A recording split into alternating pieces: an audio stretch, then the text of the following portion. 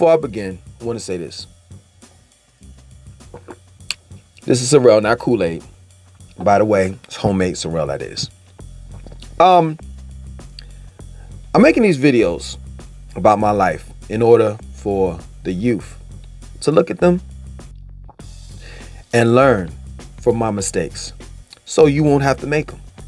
Because one thing that I learned about my life is that I made a whole lot of mistakes when I was young. And you know who had to pay for those mistakes that I made when I was young? The older me. Straight up. And it's crazy. You know, it ain't take me much time to make the mistakes that I made when I was young. But now that I'm older, it's taken damn near a lifetime to clean up all the mistakes that I've made in the past. So the older self is spending a lot of time correcting the younger self's problems. You understand? So this is the main reason why I'm putting out these videos. So you won't make the same mistakes that I made in my past. Let's begin. The time I turned a hoe into a housewife. Now let me, take it back a little bit when I was 16 years old. All right? So I lost my virginity at 16 years old. I never forget. You know what I'm saying? It was this girl. She was well skilled and experienced, more than I was in the bed. So it was my first time losing my virginity, as well as the first time that I got a blowjob. And being 16, man, I never forget. We were at that time, we were, my crew, we were all into, getting that one girl and, treating that one girl right. Finding that right one. And, I knew she wasn't the right one. Of course. She gave me a blowjob and she took away my virginity. And come to find out, this broad was 16 years old, just like I was, and she had been through multiple men. So there's no telling what year, how old she was when her virginity broke. So, I left her alone or whatever have you. And then, those couple of years, I say all the way up to 19, between 16 and 19, I, had sexual experiences with teenagers. Girls my peer, my age. You know what I'm saying? And everyone turned out to be a hoe. And I don't know why, because at that point in time, I was a so-called good guy. And I just wanted to be with that good girl. But it was just my poor choice of women. And I had learned that. And I don't want to tell you where I learned that from.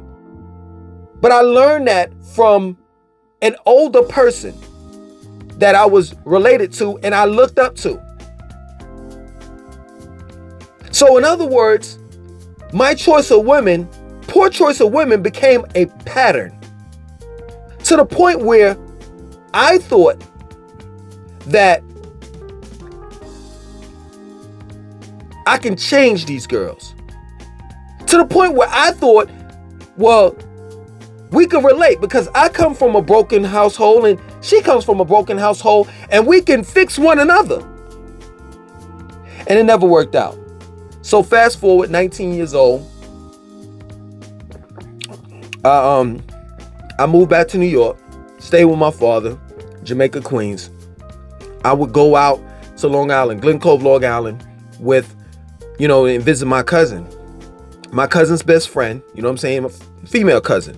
My female cousin's best friend, would be around her. And my aunt would leave. And now you're going to start to see how things, mentally, how it all came into play of what I'm talking about. My aunt would go visit some dude that she was fucking. They would have conjugal visits and shit in jail. Some dude that she was fucking and up upstate New York. So we would have, my cousin and I, we would have the whole house to ourselves on the weekends. And you know how it went. You know, shit, I'm 19 years old. My cousin is 18. You know, she introduced me to smoking, you know, chiefing, smoking weed and all of that. And, you know, we buy beer and it would just be a whole party. So throughout the week, I would go to work. You know what I'm saying? Worked in Manhattan. Worked for this place called Airborne Express. They merged in with DHL. You know what I'm saying? And then the weekends, I would go to my cousin's house because there weren't no adults there. It was just my cousin and I and whoever she invited over. You know what I'm saying? Her best friend and then, you know, her male friends. And, you know, me and, you know, her cousin and my cousin's best friend, we got acquainted. You know what I'm saying? Till eventually we started fucking. And then, of course, I found out that she was a whore too. So I got tired of the party life, man. I got tired of the hustle and bustle of working in New York, you know what I'm saying? And I got tired of my father trying to tell me what to do. Now I'm damn near an adult, you know what I'm saying? I'm 19 years old, going on 20. He's telling me I need to do this and I need to do that and blah, blah, blah, blah, blah. He's telling me the right shit, but I'm not listening. You know what I'm saying? I want to go out and I want to party. I want to do my own damn thing. So then I moved back to North Carolina. Wound up staying with my mom's, and she was the same way. She was trying to tell me how to run my life, and I didn't want to hear it. So I had two dudes that I was cool with, I went to school with, you know what I'm saying? They had wound up getting an apartment, and they was like, yo, you can come through. I came through, I slept on the couch or whatever have you. And my aunt had gave me, not the one that, you know, used to do the conjugal visits and shit. My other aunt, you know what I'm saying? She gave me $1,000. Now, this is in the 90s. And $1,000 in the 90s is like $10,000. So, you know, I gave... You know, you know, I didn't have a job, you know what I'm saying? So the way I, you know, compensated, you know, my friends for living in the apartment, you know what I'm saying? I bought groceries, new couch, all that stuff. I laced them up, right? So I was good for, you know, a few months. So on the weekends, we would go out and we would party. And, you know, I would bring a little chicken head home or whatever have you. Until one day, I ran into we went to this party off of Fayetteville Street in Durham, North Carolina. It was actually a church. And the church is called a Hayti Center, something like that. It's off of Fayetteville Street, right before you go across that bridge. I don't know what highway that is under that bridge. But anyway, it's right on the corner. We went to this party that was in the church, but it was part of the church. It wasn't actually in the church, but it was part of it, right? So we go to this party, you know, we get high, we smoking inside the damn center, right? Because it's a center that's connected to the church. And man, I got so high that day and drunk, I passed out on the floor while the party was going on, right? Now the party is filled to the T. You know what I'm saying? It's some of everybody out there. For those that are familiar with, you know, Durham, North Carolina in the 90s at the time, Fruit Crew was out there, Bo Diddley, all them dudes, all of the dudes from Few Gardens, you know, Cornwallis Projects, Hood, everybody was out there, right? No lie, like right after the party, you know, somebody got jumped and beat up and then shoot out. That's another story. Anyway, I pass out. I get a tap on my shoulder. I get up off the floor and it's a girl and she's like, yo, you know, my friend want to talk to you. So I'm like, yo, bring her over. So, you know, I ain't gonna lie, you know, I'm fresh to death. You know what I'm saying? I'm coming from New York. I got the Bubble Goose vest jacket. You know, I got the hoodie. I got the baggy. I'm looking like DOS effects in this motherfucker, for real. You know what I'm saying? At the time, I didn't have dreads. I had braids. But they were like them little small braids like this, but they were longer. You know what I'm saying? I look like Lorenz Tate from Minister Society, right? So she comes up to me or whatever. I mean, I'm New York down from head to toe. You know, straight up, without the fronts. That's the only thing I was missing. So she comes up to me, she talking to me, I'm talking, we conversing back and forth. We exchange numbers, right? Make the long story short, she comes over like 2 days later. You know what I'm saying? She's like, yo, I want to cook for you, this and that, so forth. I'm like, yo, I got roommates. You're going to have to cook for everybody. So she cooks for everybody. You know what I'm saying? We got some weed, we got high and all the rest of that shit. And that night she gave up the pussy.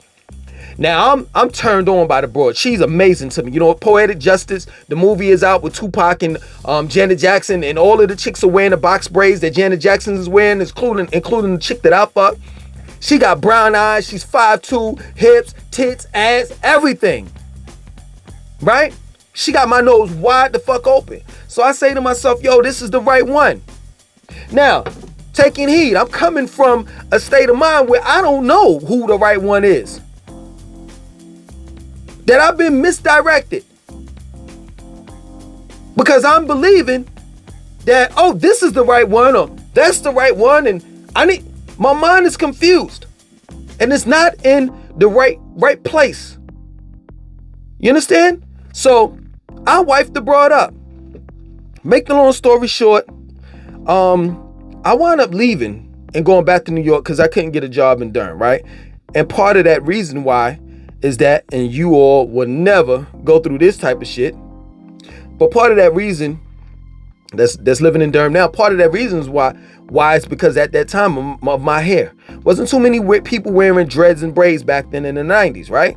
So I went back to New York, stayed with my cousin, which was a bad goddamn idea, because all I did was get drunk and high and all the rest of that shit. And my girl was down south. She's crying, calling, missing me or whatever. Make the long story short, a couple weeks passed by, and normally she would call me every day and the phone call stopped, right? So I call her. She tells me, yo, I moved on. You know, I need somebody that's stable, that's going to be around me and be with me all the time, this and that and so forth. So me being a pussy whip nigga that I was at that time, I leave New York to move back down to Durham, North Carolina to be with this broad. I get down there and she with another nigga, right?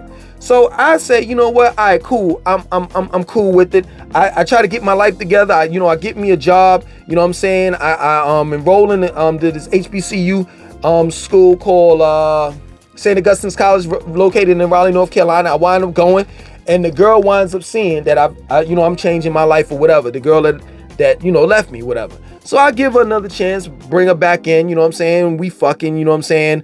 And I'm going to school, and then eventually I dropped out, and I wound up moving back in with the two roommates that I left, you know what I'm saying? That I was cool with, you know, that I went to school with, you know what I'm saying? High school with. And yo, I just, you know, would go to work. I had a car at the time, and I was trying to get my life back together. And this broad that I, you know, said I want to get, you know, I welcome her back in my life. This broad says, hey, listen, why don't we move in together? I say that it's not too much of a good idea, but yet and still, I'm cool with it because I'm pussy whipped and she got my nose open. I move in with her. Make the long story short, she gets an apartment because she got into a car wreck. So she furnished the whole apartment. She paid the deposit, the down payment, all of that stuff. You know what I'm saying? First month's rent or whatever have you, right? I move in with her. Now I leave the apartment that I'm paying rent in. You know what I'm saying? That's partly mine. You know what I'm saying? And I move in with her. That was one mistake. Never move in with anyone. I don't care whether you are female moving in with a man, a male, or whether you a male moving in with a female. Always have your own. Always, because you never know. One day that female or that male may get tired of your ass and kick you the fuck out. And they have every right to do it. Especially if you don't have no incoming male coming in. Straight up. If you don't have any recent mail, that may save your damn life. You understand? She calls the cops, he calls the cops. If you have some mail and you have clothes there, they'll tell you, okay, you got about 2 weeks to 30 days to be here. Other than that, you got to leave. So I move in with the broad. I don't have nothing. I only have my clothes in the car, right? So one day, this is the second mistake. One day, you know, I'm sitting down with her. We're not doing anything, whatever have you. I think we had just got finished fucking. And one day, you know, I came up with this smart idea to ask her a question that you should never ask that question if you are not able to handle the answer to that question, which was or is how many men you slept with in your life.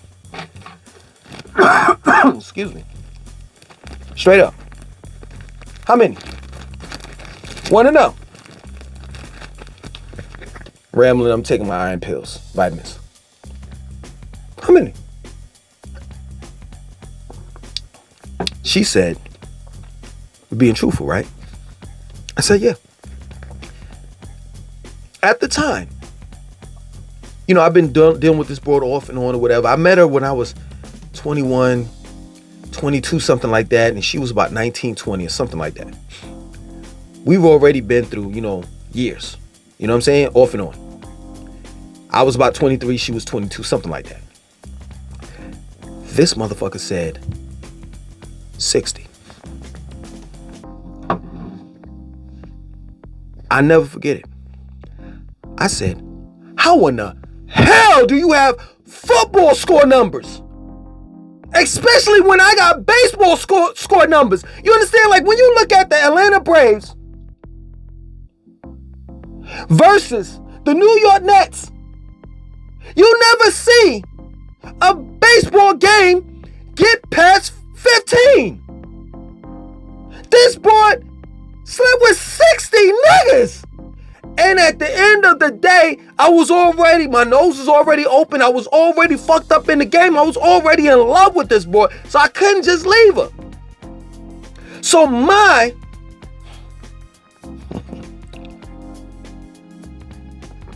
dumb ass came up with a solution to the problem of me having to deal with wifing up a whore. And that was, okay, cool. Now, I didn't tell her this, but I had this in mind. How about I fuck enough women to get up to 60 and we even? Straight up. And I went on my sescapade. To the point where one day, the board found out. And then I settled down, I'm like, yo, I ain't gonna do this no more, this and that, so forth. And I never forget it. This is how long it's been. I went to a Busta Rhymes, it was a concert. And at that time, back in the days, the concerts, after the concert, there would be an after party in the place, like in the club where the concert was at, right? So it was Busta Rhymes, Smith & Wesson, and I think Mobb Deep that was performing. So they performed and everything. We both went to, we didn't go together. We went in separate cars, my girl and I. But I left early, right? I was just like, done with the whole situation because, man, I had partied enough back then. And, I had went on a sescapade. And I ain't gonna tell you how many women I slept with, you know what I'm saying? But it was enough, and I just wanted to go home. And she was like, I'm going to stay here with my girlfriend, right? So I go home. I go to sleep. I wake up. She's not there. I call her mom's. She don't know where she's at. I drive to the club and ask around. It's morning. It's in the morning. Nobody's at the club. So something told me to go across the street to this hotel. I go across the street to the hotel. I'm yelling out her name. She is like, "What you want?" I said, "Motherfucker." I had a leather jacket down. I had a leather jacket on. I slammed that shit off. "What the fuck are you doing?" I go upstairs. You know what I'm saying? We wrestling and tussling on the floor, right? That was the beginning of the ending. Right? So I caught her in the motherfucking hotel with some dude, but the dude wasn't in there, and she claimed she ain't fuck with the dude. But then she gets a phone call one day, and it's the dark skin. Is it Havoc? He leaves a message on a fucking phone, and this motherfucker was Mobb Deep. Straight up, I know it was him. Yeah, yo, shorty, I ain't gonna be in town but for so long, this and that, so forth. All right, cool. I gotta go back on my sescapade again. I go back on it. Boom, boom, boom. And I'm knocking them down. Make a long story short, I had told my mother that I was gonna go to Easter Sunday with her, the church and everything, right? We all got to do that. At that time I was a Christian. I believe in Jesus. Hallelujah, passing out, talking in tongues and all the rest of that shit, right? So I said I was gonna go with my mom's to church or whatever. So I wound up spending the night with my mother. I told my girl, yo, I'm gonna be gone, this and that, and so forth. So she cool with it. I left. So I'm sitting back as I'm, I think I was looking at Jesus, the story of Jesus on my mom's TV. And I'm sitting here like, man, this shit is boring as shit. So some told me, yo, man, go back, make an excuse to, to tell you, for your mother, to let her know, hey, I got to go back home, but I'll be back. So I told her, I forgot my church socks or whatever, and I got to go back home to get them. So I wound up going back home to get them. And lo and behold, when I opened the door, it was a 40 ounce sitting on the table. Now, anybody knows, this is the 90s. Everybody knows that, we used to drink 40 ounces back in the days. And, I don't know if you all know that, but niggas would drink 40 ounces, before they had sex. So I knew what was up when I seen that shit. I'm like, well, damn, that shit ain't mine. I cut around the corner. Lo and behold, she got a nigga in the goddamn bed. I tell this nigga, yo, you know what's up, da-da-da-da. He's like, yo, man, I ain't know nothing. I'm just trying to this and that. So, and I understand it. Even though I was pissed off, I understood it. My girl was a hoe. He's just trying to get him a piece of pussy. And it was just that plain and simple. I wound up getting in a tussle with her. And I had to go. That plain and simple. The moral of the goddamn story is this. It's what they fail to tell you. Never turn a hoe into a housewife, because you just may turn yourself into one. Or you just may be one your goddamn self. That plain and simple. And if you got you a high school sweetheart, if you got you a man, a man that you've been knowing since you were 5-6 years old, and you feel as though that you're in college, or you hear your other homegirls or your homeboys talking about how they sleep with multiple women and multiple men, and you feel as though that you're left out, like you're missing something. No, you're not missing a goddamn thing. Nothing. What you are missing, I'm gonna tell you, this is one thing that you are missing: heartache, pain, suffering. Stick with the one that you love, and the one that loves you. That's gonna love you back the same way that you're gonna love them in return. That's gonna be faithful, loyal, trustworthy. That plain and simple. And that's not broken. And that if they came from a broken home, that their mother installed principles and morals, or their father. Because I'm telling you, you don't want to be in this seat. I don't know how many times I've gambled with my life, because AIDS still exists, even though it appears that it doesn't. It does. In this day and time, man, shit, to be real with you, I'm not trying to be funny. There's no disrespect to that community. I don't even want to mention, the letter or alphabet community. But in this day and time, man, you can meet the perfect woman. And you wondering, shit, I skeeted up in abroad and I'm nervous, but she ain't never get pregnant. I've been skeeting up in her multiple times. Well, maybe she can't have children. I guess that's the case. But damn, I ain't never seen her birth certificate. And then it dawns on you like one day, because us, man, we stupid as shit. And one thing we love to do is fuck. And not ask certain questions, except for the dumbass question that we normally ask that we don't want the answer to, which is, how many men have you been with? And you know goddamn well how many men she been with, because one day you fucked around and forgot your jacket in her closet, and you had to get that shit, and all them skeletons was falling out when you opened that motherfucking closet. But then you sitting here and one day you realizing, hey man, shit, it just dawns on you, after a million fucks later, you done fuck this broad in the Virgin Islands, you done fuck this broad worldwide, across the fucking world. You're like, damn, this broad don't never ask me to do a tampon run or a maxi pad run. Like, why the fuck this broad ain't never got a period?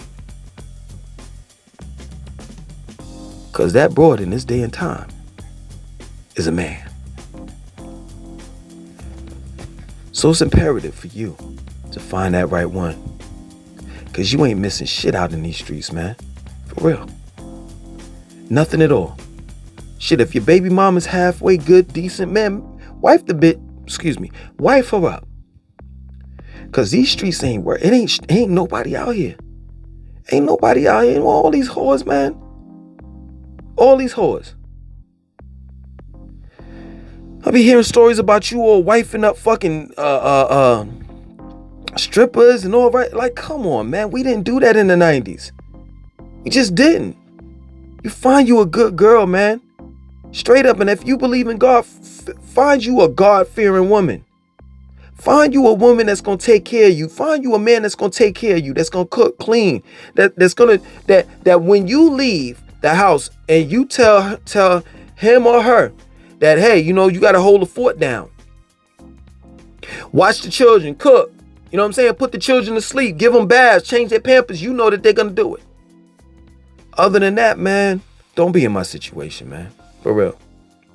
Because I just got myself in a big ass mess. And at the end of the day, man, we both turned into whores, and we both fucked one another over. And nobody gained nothing. There's more stories to come, man. I hope you enjoyed this one. Other than that, my name is Langston 292. I want you to like, comment, subscribe, and definitely share this video.